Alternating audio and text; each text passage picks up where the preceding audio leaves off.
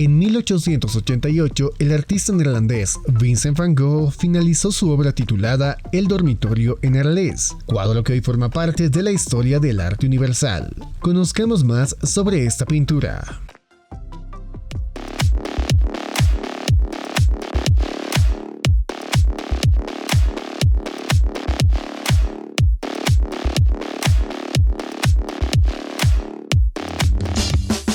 El dormitorio en Arles es un cuadro de Vincent van Gogh que representa el dormitorio del pintor durante su estancia en la ciudad francesa de Arles, un motivo sobre el que pintó 3 cuadros casi idénticos. El primero se conserva en el Museo Van Gogh de Ámsterdam. Comenzó a ser realizado en octubre de 1888 y se deterioró en la inundación ocurrida durante la hospitalización del pintor.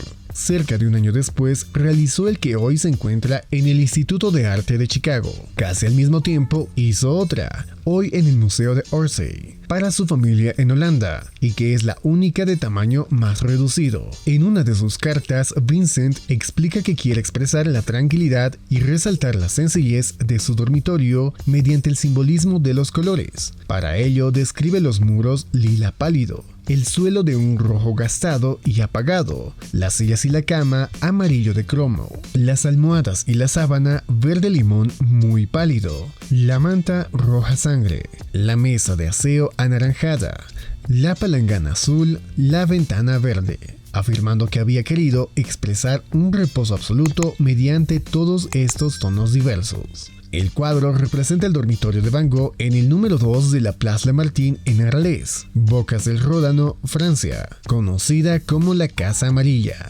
Era la primera habitación propia que tenía Van Gogh. Al parecer lo comenzó a pintar poco antes de la llegada a Arles de Paul Gauguin. La puerta a la derecha se abría a la planta superior y la escalera, mientras que la puerta a la izquierda servía para entrar a la habitación de invitados que tenía preparada para Gauguin. Según la pared del frente se abría una ventana, por encima de una mesita, ligeramente descentrada. Esta ventana daba a la Place Lamartine y sus jardines públicos, pero el panorama más allá de la ventana no puede verse. La habitación no era rectangular, sino trapezoidal, con un ángulo obtuso en la esquina izquierda de la pared frontal y un ángulo agudo en la derecha.